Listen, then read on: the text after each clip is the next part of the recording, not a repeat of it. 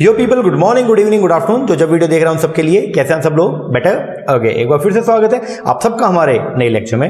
कई जैसे कि आप जानते हैं कि हम लोगों ने जो है वो हमारे पेपर नंबर 2 कॉमर्स की एंड मैनेजमेंट की जो है वो एमसीक्यू सीरीज स्टार्ट की हुई है, जिसका नाम है 11 का प्रसाद। और उस 11 के प्रसाद सीरीज के अंदर हम लोग अभी तक जो है वो 4 लेक्चर लगा चुके हैं और आज बारी है हमारे 5वें लेक्चर की, जिसके अंदर हम लोग डिस्कस करने वाले हैं हमारे इंटरनेशनल बिजनेस के कुछ क्वेश्चंस के बारे में। कल हम लोगों ने जो है वो कुछ क्वेश्चन डिस्कस किए थे एफडीआई एफपीआई के ऊपर एंड 400 पॉलिसी, इनफैक्ट मतलब इंटरनेशनल बिजनेस के कुछ क्वेश्चन थे। और आज की क्लास के अंदर भी हम लोग जो है वो डिस्कस करेंगे इंटरनेशनल बिजनेस के कुछ क्वेश्चन के बारे में, जिसके अंदर मेन टॉपिक रहेगा हमारा एंट्री मोड। वही सेम पैटर्न के ऊपर चलते हुए कि 10 क्वेश्चन जो है हम यहाँ पे सोल्व करेंगे और एक मिलेगा आपको होमवर्क के तौर पे, तो जिसको आपको आंसर करना है कमेंट करके। ओके, हाँ जी। तो बिना किसी देरी के आइएगा, स्टार्ट करते हैं हमारा टॉपिक आज का। और आज का जो है वो क्या, मोस्ट इंपोर्टेंट क्वेश्चन किसके? आईबी के। कितने? 11 करने वाले हैं, जिसमें से 10 करेंगे सोल्व, एक होगा होमवर्क। ओके, हाँ जी सर, चलो आइएगा जी। पहला क्वेश्चन आपकी मोबाइल स्क्रीन पे आ रहा है ये, विच of the following statement is और आर इनकरेक्ट। इनमें से आपको बताना है कौन सी स्टेटमेंट जो है वो क्या है, इनकरेक्ट है। पहला, entrepot trade means sale of goods to a foreign country. क्या एंटरपोर्ट के अंदर ओनली सेल ऑफ गुड्स आता है? क्या बात करते हो सर, एंटरपोर्ट के अंदर क्या आता है? देखो, एक होता है, मान लीजिए ये हमारा इंडिया है, ये है इंडिया, ठीक है, और ये है मान लो कोई भी रेस्ट ऑफ द वर्ल्ड, कोई भी फॉरेन कंट्री।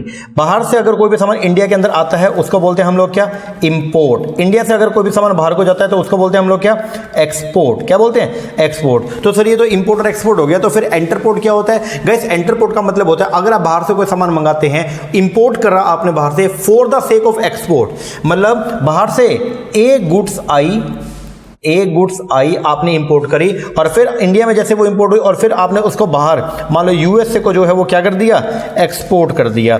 इसको, ये पूरा जो मैकेनिज्म है ना, इसको बोलते हैं आप लोग क्या, एंटरपोर्ट। क्या बोलते हैं? एंटरपोर्ट। तो एंटरपोर्ट का मतलब जो है वो क्या होता है, क्या, फर्स्ट इंपोर्ट देन एक्सपोर्ट। बोले तो इंपोर्ट करना for the sake of export, that is known as क्या, एंटरपोर्ट। क्या बोलते हैं आप उसको? एंटरपोर्ट। तो एंटरपोर्ट के अंदर जो है हम लोग क्या करते हैं, सिर्फ एक्सपोर्ट नहीं करते, एंटरपोर्ट के अंदर पहले इंपोर्ट करते देन एक्सपोर्ट करते हैं। चलो देखो क्या बोलते हैं, which of the following is incorrect. पहली वाली करेक्ट है, इनकरेक्ट है सर, इनकरेक्ट है। दूसरी, import trade means sale of the goods to the foreign country. Import का मतलब ये होता है कि फॉरेन कंट्री को सामान बेचना। सर, इंपोर्ट का मतलब होता है फॉरेन कंट्री सामान बाय करना, ना कि उसको बेचना। बेचने को बोलते हैं एक्सपोर्ट। तो इसका मतलब दोनों की दोनों स्टेटमेंट जो है वो क्या है, गलत है। तो आंसर जो आएगा वो क्या, सी। चलो जी आगे बढ़ते हैं। नेक्स्ट क्वेश्चन जो है वो है बहुत इंपॉर्टेंट, प्रीवियस ईयर के अंदर क्वेश्चन आया हुआ है, मैंने सोचा डिस्कस कर लिया जाए। आइएगा क्वेश्चन पढ़ते हैं। बोलते हैं ग्लोबलाइजेशन एक प्रोसेस है जिसके अंदर हम क्या करते हैं, इंटीग्रेट करते हैं किसको, world economy, to realise the benefit of the geography, demography, cost and efficiency. बोलते हैं ग्लोबलाइजेशन के अंदर, देखो नॉर्मल जो मीनिंग है ग्लोबलाइजेशन का वो क्या होता है, ग्लोबलाइजेशन का मतलब ये होता है इंटीग्रेट करना, किसको, होम इकोनॉमी को किसके साथ, रेस्ट ऑफ द वर्ल्ड की इकोनॉमी के साथ में, इसको बोलते हैं हम लोग क्या, ग्लोबलाइजेशन। अब ये बोलते हैं ग्लोबलाइजेशन एक प्रोसेस है जिसमें हम इंटीग्रेशन करते हैं, बिल्कुल करते हैं जी। विच 3 कैरेक्टरिस्टिक रिप्रेजेंट द ग्लोबलाइजेशन। ये आपको 5 कैरेक्टरिस्टिक दे रखे हैं, इनमें से आपको बताना है कि कौन से 3 कैरेक्टरिस्टिक ऐसी हैं जो ग्लोबलाइजेशन को रिप्रेजेंट करते हैं। सबसे पहले इंक्रीजिंग स्पेस। ग्लोबलाइजेशन की वजह से जो दायरा है, जो स्पेस है, वो बढ़ गया या कम हो गया? सर, ग्लोबलाइजेशन होने से जो है वो बाहर की चीजों की रीच हमारी बढ़ गई है, ठीक है। तो स्पेस क्या हो गया, श्रिंक हो गया। स्पेस क्या हो गया, श्रिंक हो गया, बड़ा नहीं है। क्या अब जो है वो एरिया जो है आपका वाइड हो गया, नहीं हो गया? हो गया। क्या अब सामान जो है आपको अगर बाहर भेजना है तो क्या नहीं भेज सकते हो? क्या भेज सकते हैं। तो ग्लोबलाइजेशन की वजह से जो है वो स्पेस जो है वो बढ़ा नहीं है, स्पेस क्या हो गया, कम हो गया। तो पहला जो है वो गलत है। दूसरा, श्रिंक स्पेस, एकदम करेक्ट है। फिर बोलता है स्ट्रेंथन द बॉर्डर। बॉर्डर जो स्ट्रॉन्ग हो गए हैं, बॉर्डर स्ट्रेंथन हो गए हैं। सर, बॉर्डर स्ट्रेंथन क्या हुए, बॉर्डर तो बल्कि क्या हो गए हैं, खुल गए हैं, क्योंकि बाहर के लोग भी आपकी कंट्री में आ सकते हैं, आपके लोग भी बाहर जा सकते हैं। तो स्ट्रेंथनिंग द बॉर्डर जो है वो क्या है, गलत है। दूसरा, टाइम श्रिंक हो गया, कभी भी बाय कर सकते हो, कभी भी सेल कर सकते हो, कर सकते हैं। एंड डिसअपीयरिंग द बॉर्डर, और बॉर्डर क्या हो गए, डिसअपीयर, क्योंकि इंटीग्रेशन हो गया, सभी लोग आपस में मिल चुके हैं, तो जो बॉर्डर्स हैं वो क्या हो गए, डिसअपीयर हो गया। तो आंसर जो आएगा वो क्या, 2, 4 एंड 5। तो आंसर इज द 2, 4 एंड 5, बोले तो डी। चलो जी आगे बढ़ते हैं। Which of the following can be included in the measure initiated towards the globalization of the government of India? हमारी गवर्नमेंट ऑफ इंडिया ने जो है वो ग्लोबलाइजेशन को प्रमोट करने के लिए क्या क्या मेजर्स उठाए, क्या क्या कदम उठाए हमारी गवर्नमेंट ने? तो उसके अंदर जो है सबसे पहले एक्सचेंज रेट एडजस्टमेंट। रूपी कन्वर्टेबिलिटी किया क्या? हाँ जी सर, हमारी गवर्नमेंट ने जो है रूपी कन्वर्टेबिलिटी किया। रूपी कन्वर्टेबिलिटी के अंदर दो तरह के आते हैं, एक आता है आपका करंट अकाउंट कन्वर्टेबिलिटी और एक आता है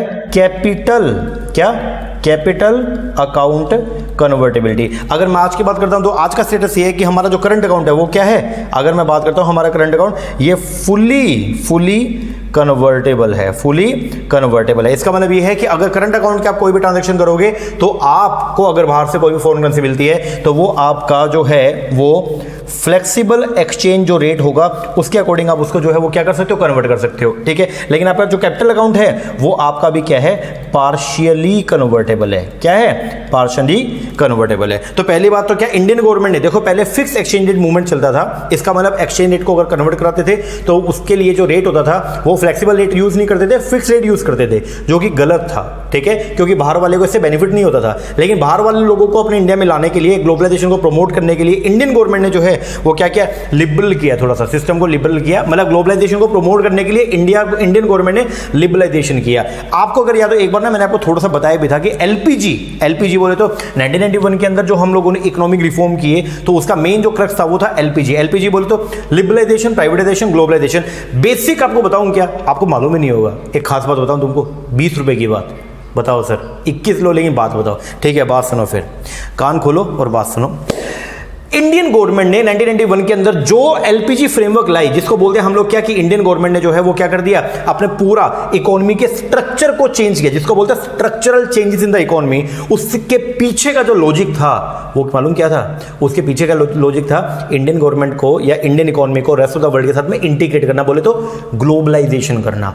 बहुत सारे लोग बारी बारी बोलते हैं नहीं लिबरलाइजेशन था, नहीं प्राइवेटाइजेशन था, नहीं ग्लोबलाइजेशन था। भाई साहब एक ही था ग्लोबलाइजेशन, और ग्लोबलाइजेशन को करने के लिए इंडियन गवर्नमेंट ने किया था लिबरलाइजेशन और इंडियन गवर्नमेंट ने किया था privatisation. The main M of the structural change in the economy जो 1991 के अंदर पी नरसिम्हा राव की कमेटी जो बैठी थी, उसका जो मेन एम था वो एक ही था कि इंडियन इकोनॉमी को क्या करना, ग्लोबलाइज करना, क्योंकि उससे पहले इंडियन इकोनॉमी क्लोज नेचर की थी। 1991 के बाद जो इंडियन इकोनॉमी थी वो ओपन नेचर की हो गई थी। तो हमारा जो मेन एम था वो क्या था, इंटीग्रेशन करना, बात समझ में आ रही है, ग्लोबलाइजेशन करना। और ग्लोबलाइजेशन को करने के लिए इंडियन गवर्नमेंट ने जो है वो किए दो काम, कौन कौन से, लिबरलाइजेशन एंड प्राइवेटाइजेशन, इसे तीनों को मिला के बोलते हैं एलपीजी। आ रही है बात समझ में? हाँ जी। तो और दूसरा, इंडियन गवर्नमेंट ने इंपोर्ट को क्या कर दिया, लिबरल कर दिया, बिल्कुल किया था। इंपोर्ट पहले बहुत मुश्किल था इंपोर्ट करना, लेकिन बाद में इंडियन गवर्नमेंट ने क्या कर दिया, बहुत सारे जो कोटा बैरियर्स थे उनको क्या कर दिया, रिमूव कर दिया, ताकि बाहर से सामान को इजीली मंगाया भी जा सके। तो बोलते हैं which of the following can be include, इनमें से कौन सा इंक्लूड होगा to the major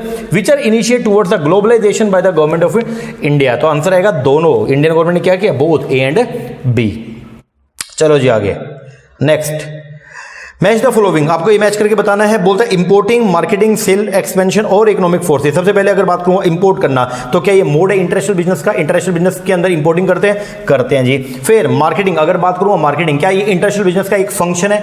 marketing ING आ गया तो मतलब प्रोसेस है, तो बेसिकली एक फंक्शन है, तो मार्केटिंग करना भी एक क्या है, फंक्शन है। हाँ जी। सेल, प्रमोशन, सेल को एक्सपेंड करना, ये हमारे बिजनेस ऑर्गेनाइजेशन का क्या होता है, objective, it is the objective of the international business. And economic forces जो है वो कौन सा इंटरनल फैक्टर है, एक्सटर्नल फोर्सेज है, ये है एक्सटर्नल इन्फ्लुएंस। जब आप बिजनेस एनवायरनमेंट पढ़ते हैं तो वहां पे इकोनॉमिक फोर्सेज जो है वो आता है किसके अंदर, आपका बोलो एक्सटर्नल एनवायरनमेंट के अंदर, बोल तो एक्सटर्नल इन्फ्लुएंस हो गया। चलो जी, आंसर क्या गया, 1 2 3 4, 1 2 3 4, बाबा तेरी जय जयकार। चलो जी आगे बढ़ते हैं। नेक्स्ट क्वेश्चन आज का जो है वो आ रहा है ये, विच one of the following is a main government agency, इनमें से कौन सी मेन गवर्नमेंट एजेंसी, ये बहुत इंपॉर्टेंट क्वेश्चन है भाई साहब। ये क्वेश्चन जो है वो क्या बोलता है, देखो यहां पे ना बच्चा मार खाएगा, क्वेश्चन पढ़ो एक बार। क्वेश्चन बोलता है विच one of the following is a main government agency responsible for the development and monitoring the international trade in India. India के अंदर जो है इंटरनेशनल ट्रेड को गवर्न करने के लिए, उसको डेवलप करने के लिए, उसको मॉनिटर करने के लिए कौन सी ऐसी एजेंसी है जो काम करती है? बहुत सारे बच्चे बोलेंगे इंटरनेशनल ट्रेड की बात हो रही है तो नेचुरल बात है कोई फॉरेन ट्रेड की बॉडी पाएगी। भाई साहब फॉरेन ट्रेड की बॉडी नहीं है, इस सब के लिए जो बॉडी काम करती है वो है आपका कौन सा, department of commerce, department of commerce. तभी WTO के अंदर जब कोई वो जाता है, WTO के अंदर हमारा जो यहाँ से जो पर्सन नॉमिनेट किया जाता है वो मालूम कौन होता है, वो होता है अपने इंडिया का कॉमर्स मिनिस्टर। आवेगे बात समझ में, आवे सर। तो आंसर जो आएगा वो क्या, डिपार्टमेंट ऑफ कॉमर्स। बहला मतलब यहाँ पे बहलाने फुसलाने का काम करेंगे वो। देखो शुरू में डाल दिया फॉरेन ट्रेड, बच्चा बोलेगा हाँ फॉरेन ट्रेड है चलो। फिर बोलेगा federation of Indian export organisation, बच्चा बोलेगा हाँ ऐसा कुछ हो सकता है। लेकिन the correct answer is department of commerce. ये रिस्पॉन्सिबल है किसके लिए, मॉनिटर एंड रेगुलेट करने के लिए इंटरनेशनल ट्रेड को भी। ओके हाँ जी सर, चलो आगे बढ़ते हैं। नेक्स्ट क्वेश्चन जो आ रहा है वो है ये, in which one of the following mode of entry into the foreign market are the risk and profit potential are highest.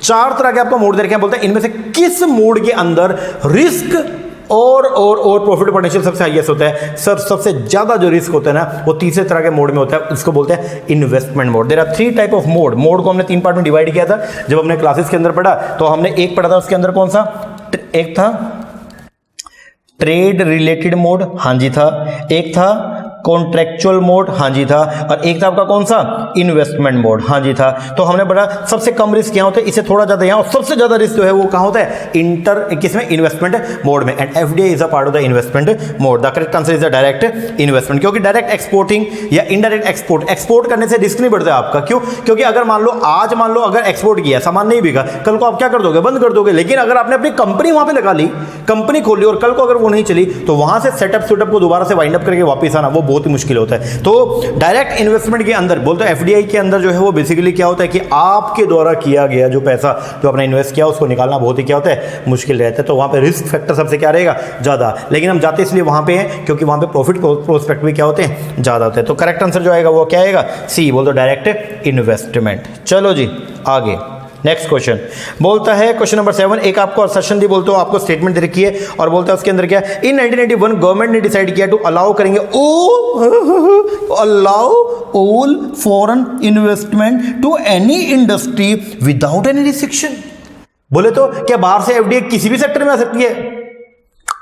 क्या बात करते हो, किसी भी सेक्टर में? अभी परसों आपने हमको जो क्वेश्चन कराया उसके अंदर आपने बताया प्रोहिबिटेड सेक्टर, तो ऐसे कैसे अलाउ हो जाएगा? ऐसे अलाउड नहीं है, कुछ ही सेक्टर को अलाउ किया गया, बाकी सब में नहीं है। तो क्या गवर्नमेंट ने डिसाइड किया कि हम अलाउ करेंगे सभी फॉरेन इन्वेस्टमेंट को किसी भी सेक्टर में? नहीं, गलत है जी, गलत है। ओनली प्रोहिबिटेड सेक्टर, जो परमिटेड सेक्टर में आप एंट्री कर सकते हो, प्रोहिबिटेड सेक्टर में एंट्री नहीं कर सकते। दूसरा, government has enhance the investment limit of small scale industry. बिल्कुल सही बात है जी, स्मॉल स्केल इंडस्ट्री के लिए जो कंडीशन थी उसको गवर्नमेंट ने क्या कर दिया, बढ़ा दिया है। इसके लिए ना हमारा एक एक्ट चलता है जिसको बोलते हैं MSMED एक्ट 2006। एमएसएमई बोलते हो micro small and medium enterprise development act 2006। इसकी जो रिवाइज जो डेफिनेशन है तो उसके अंदर जो है इन्वेस्टमेंट लिमिट को क्या कर दिया गया, बढ़ा दिया गया। तो आंसर जो है वो क्या, ए तो गलत है और आर क्या है, सही है। बोले तो D, A is false but R is true. चलो जी next, question number 8, globalisation is a term used to describe process of the removal of restriction on which of the following. Globalisation एक ऐसा टर्म है जिसको describe किया जाता है, globalisation को यूज किया जाता है जिसके अंदर हम क्या करते हैं, रिमूव करते हैं क्या, रिस्ट्रिक्शन। ग्लोबलाइजेशन का मतलब क्या है, बाहर वालों के साथ में अपने आप को जोड़ना।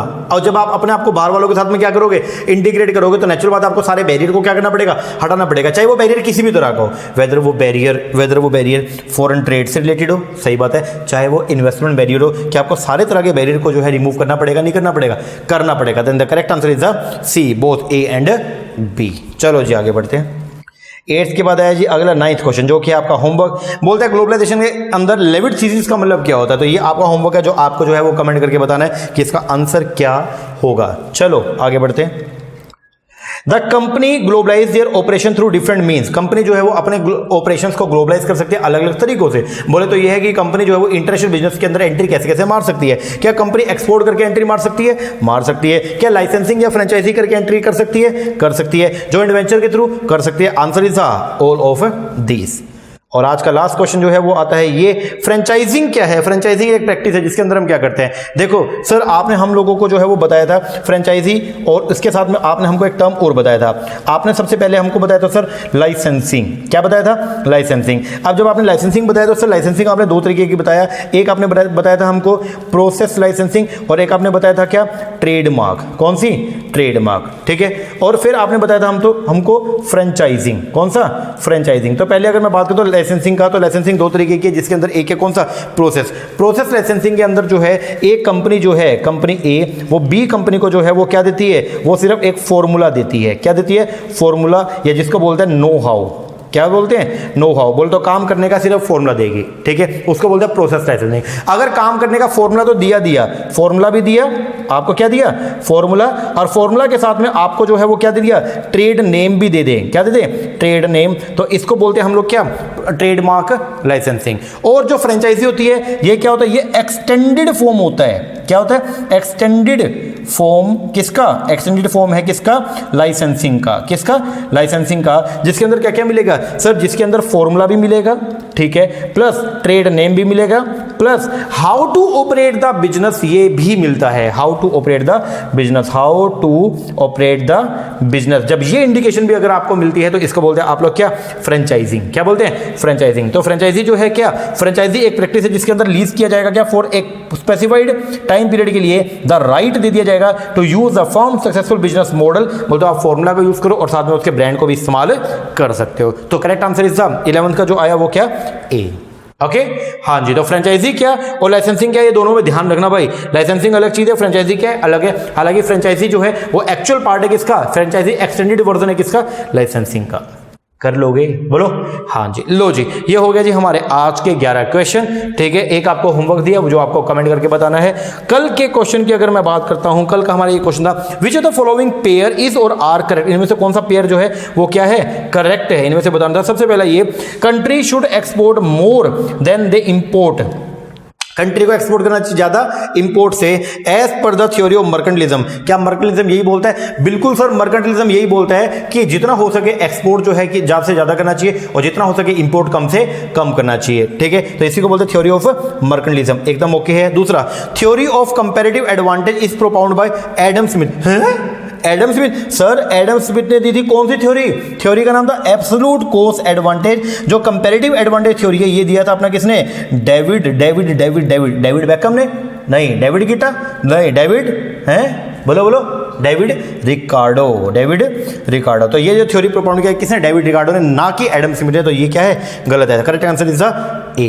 क्या है, ए। तो इसका आंसर जो आता है वो आता है जी हमारा क्या, ए। देखते हैं किन किन बच्चों का जो है वो ए आ रहा है। आइएगा जी, आइएगा ए। अनिल कुमार जी का है A, thanks sir. Seema thank you sir for motivation, lecture is very very helpful in my life and target, thank you sir, thank you very much. Seema ji का आंसर है ए। इसके बाद में बात करते हैं आशा जी का ए, कंचन मोरे का A, thanks for such helpful series, thank you. Pragati ji का है ऑप्शन ए, सरिता जी का ए, सरिता ये दूसरे वाले जो भी हैं ए, इनका भी ई कॉमर्स जी का डी, गलत है भाई, ई कॉमर्स वालों गलत है तुम्हारा। इसके बाद है जी आपका ये शिवरत्ना जो भी है भाई साहब माफ करना, उनका भी है आंसर ए, सही है एकदम। सोनू जी का thank you sir, thank you नालायक, आंसर तो बताओ क्या है तुम्हारा। और फिर है ये व्यासमाइन, ये इसका है ए, हर्षिता जी का है ए, प्रदीप जाट जी का good morning sir, answer is A, Nisha Kumari ji का है ए, और ये हमपाई विश्वकर्मा जी का है ए, डिम्पे धनवाल सिंह का सर आंसर इज सी, गलत, answer is A. Good morning Guruji, good afternoon तो ठीक है लेकिन आंसर इज ए। फिर माधवी जी का है ए, ठीक है ओके है। दीपक जी का ए, पूजा सिंह जी का ए, पवनदीप सिंह जी का है ए, डिम्पल गर का thank you so much for motivation lecture. आपका ड्रीम एक दिन जरूर सच होगा, जब भी यूजीसी नेट कॉमर्स का जिक्र आएगा मोहित सर का नेम जरूर आएगा, थैंक यू, अप्रिशिएट। इसके बाद है डिम्पल जी का ए, अमरीन कौशल जी का ए, कनुप्रिया जी का है ऑप्शन ए, अंकिता जी का बी है ए, ऋचा पांडे जी का ए, आशुतोष गिरी का ए, मनीषा कौशिक जी का है ए, अंशपरम जी का है ए। आपने तो ज़्यादा हिंट दे दिया सर, अरे तो हेल्प करनी तो बनती है ना, ठीक है। निशा डूल जी का भी है ए, पिंकी देवी जी का है ए, संगीता मुखी जी का है ए, भावना झा का A, Suman Kumari A, Manjeet Kaushik sir, your Telegram link description के अंदर दे रखा है, देख लीजिएगा। मंजीत कौशिक जी का है आंसर ए, शीतल सिंह जी का A, thank you very much. दीपक प्रजापति जी का है बच्चों सभी लाइक करना सर की वीडियो को, अरे वाह थैंक यू। दीपक प्रजापति का option A sir you are very great, thank you Deepak ji, thank you very much. Study point का ए, शिवांगी जायसवाल जी का ए, मंजीत नैन का A, thank you so much sir, welcome. Nitish A, Priya ji का भी ए, शरण हुगर ए, okay, Manjula A, Jay, option A is the correct. Okay, Jay का है very helpful, it's almost whole unit, thank you sir, welcome. Manisha Sharma ji का A, कुसुम का है ए, रोयलपुरी जी का भी है A, motivation 1 number, thank you Royalpuri. Shoaib Alam sir you are good teacher in commerce nowadays, thank you Shoaib Alam ji. Pooja Mittal ji का A, Rahul Singh ji का ए, वीरेन का very helpful, your teaching set awesome, thank you very much. Ekta Mehta ji का है answer is A, okay, comparative theory given by David Ricardo, very good, thank you so much for your effort. Request 20 question की series start कर दो please. हाँ जी बिल्कुल करेंगे करेंगे करेंगे, वो भी करेंगे। वीरेन आर्य का ए, अनिता कपूर जी का भी है ए, कोमल सरावत का आंसर इज ए। सर आप कितना अच्छा मोटिवेट करते हो and now this motivation help us in this journey, very welcome. फिर है नाहिद जी का भी है A, your quality is awesome, no educator like you, अरे थैंक यू। सबकी वजह अपनी अपनी यूनिक क्वालिटी होती है, सभी अच्छा काम कर रहे हैं। तनु रोहिला जी का भी है ए, सर आप बहुत अच्छा एक्सप्लेन करते हो, थैंक यू, एकदम जोश में, thank you so much, welcome. Virendra Kanaujia ji का भी है ए, यामिनी सोलंकी का A, answer is option A because comedy theory given by David Ricardo. लगभग सबका ही यार सही आ रहा है, सबका ही एकदम बढ़िया है, ओके, सेटिस्फैक्ट्री, मानते हैं सेटिस्फैक्ट्री है, ठीक है, कोई दिक्कत नहीं है। चलो आज तो इतना करो, ये क्वेश्चन जो है इसका अब जो आपको मैंने दिया ये वाला आपको आंसर करना है, ओके। हाँ जी सर, ये वाला आंसर करेंगे बिल्कुल। लेक्चर कैसा लगा कमेंट करके जरूर बताइएगा, अच्छा लगा अच्छा कमेंट कीजिएगा, और अगर आपने हमारी वीडियो पहली बार देखी है तो प्लीज हमारे चैनल को सब्सक्राइब जरूर कर लीजिएगा, ताकि जैसे ही कल आएगी नई वीडियो तो उसका नोटिफिकेशन मिले आपको सबसे पहले, और आपकी तैयारी और भी हो जाए स्ट्रॉन्ग, ओके। हाँ जी, और अपनी जर्नी, अपनी जो आपका गोल है, आपका जो एम है, उसके ऊपर तत्पर प्रयास करते रहें, लगातार चलते रहें, क्योंकि एक ना एक दिन तो हम वहां पहुंचने वाले हैं, और जब वहां पहुंचेंगे तो वहां पर नजारा कुछ और ही मिलेगा। तो एक्सीलेंट व्यू अगर जो है वो हमेशा माउंटेन क्लाइंब करने के बाद ही आता है। जब हम जो है वो उस पहाड़ की चोटी पे चढ़ जाते हैं तो वहां से जो व्यू देखने को मिलता है, ओ भाई साहब, मतलब शानदार है एकदम, ठीक है ना। तो अपने को वही व्यू देखने का है, लेकिन उसके लिए पहले अपने को पहाड़ पे चढ़ना पड़ेगा। तो हम तैयार हैं भाई, हम मजबूत है एकदम, है ना। हाँ जी सर, तो चलो आप करते रहो इसको, ठीक है। मिलते हैं बाकी कल नए लेक्चर के अंदर, तब तक के लिए थैंक यू वेरी मच।